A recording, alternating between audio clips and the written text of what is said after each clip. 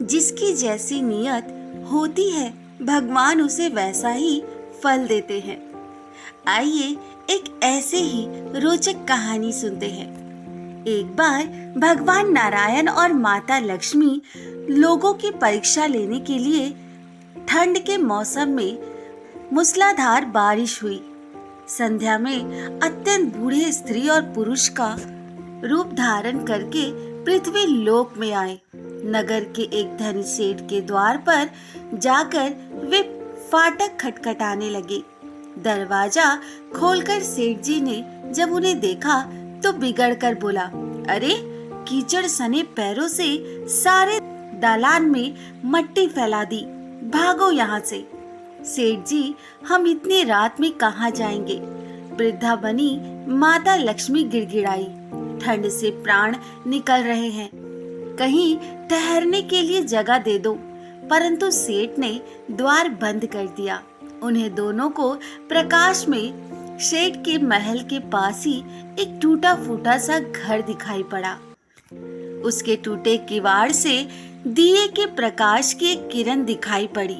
बूढ़े बने भगवान विष्णु और बुढ़िया बनी माता लक्ष्मी से कहा, आओ चलो उस घर में ही आश्रय मांग कर देखे। बूढ़ी बनी माता लक्ष्मी ने कहा, जब इतने बड़े सेठ ने अपने यहाँ स्थान नहीं दिया तो ये गरीब क्या देगा?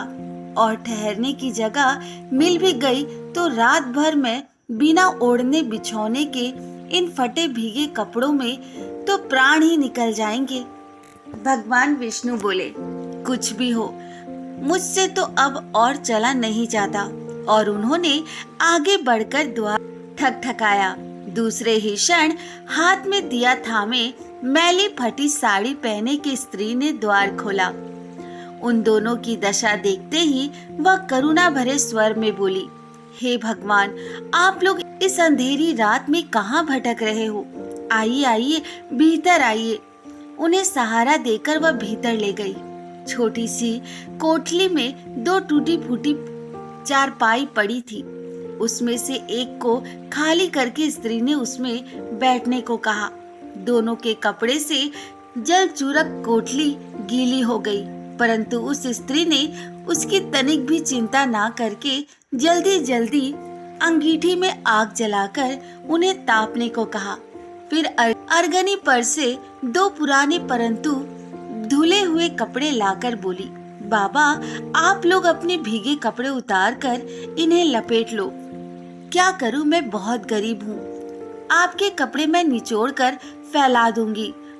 उन्हें कपड़े बदलवा कर वह दालान में गई और दो पीतल की छोटी छोटी थालियों में भतुए का साग तथा बाजरे की रोटी रख कर ले आई। माताजी, उसने वृद्धा से कहा, आज मेरे घर यही भगवान का प्रसाद है। मुझे बहुत दुख है कि ना तो घर में घी है, ना ही दूध और ना ही चीनी। कोई बात नहीं बेटी, हमें तो ये भोजन बड़ा स्वादिष्ट लगा। ये दोनों खाते हुए बोले। थोड़ी देर में उस स्त्री का पति भी आ गया। वह बेचारा भी रोजगार की तलाश में दिन भर घूमकर अब थका हारा लौटा था। पत्नी ने अतिथियों को भोजन खिला देने के बाद चुपके से द्वार पर ही अपने पति को सब बता दिया।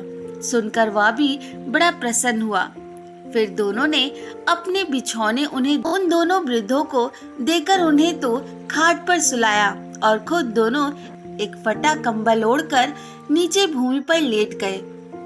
प्रातःकाल ही जब बारिश बंद हो गई तो वे बुजुर्ग जाने लगे।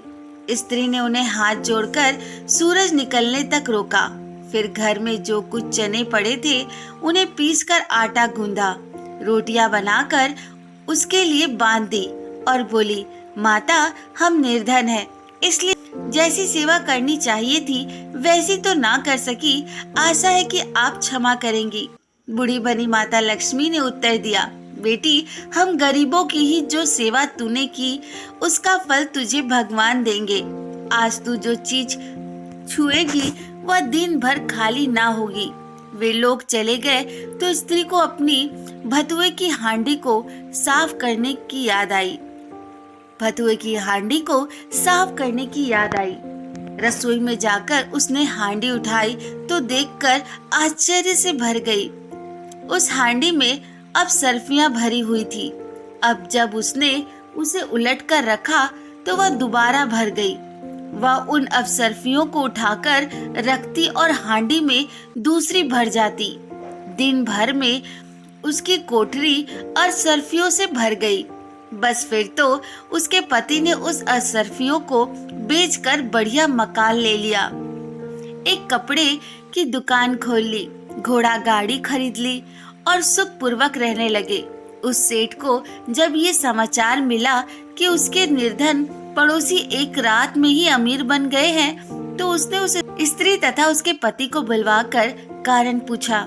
स्त्री ने सरलता पूर्वक सब कथा सुना दी।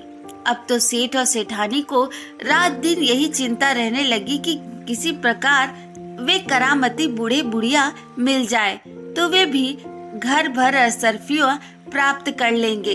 देवता तो मनुष्य के हृदय की बात जान ही लेते हैं। बस फिर क्या था, एक रात जब बहुत जोरों की बारिश हो रही थी और ओले भी पड़ रहे थे, वहीं बूढ़े बुढ़िया फिर से उसी सेठ के द्वार पर पहुंचे।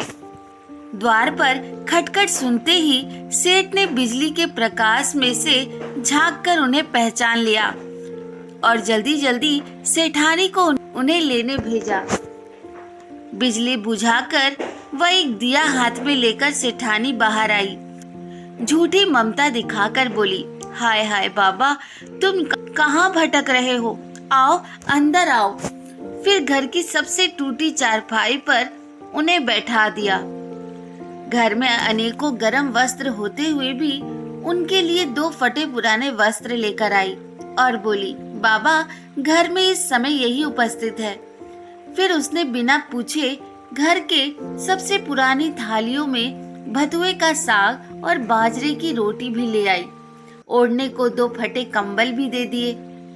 फिर सेठ सेठानी भी उसी कमरे में गद्दे बिछाकर नीचे लेट गए।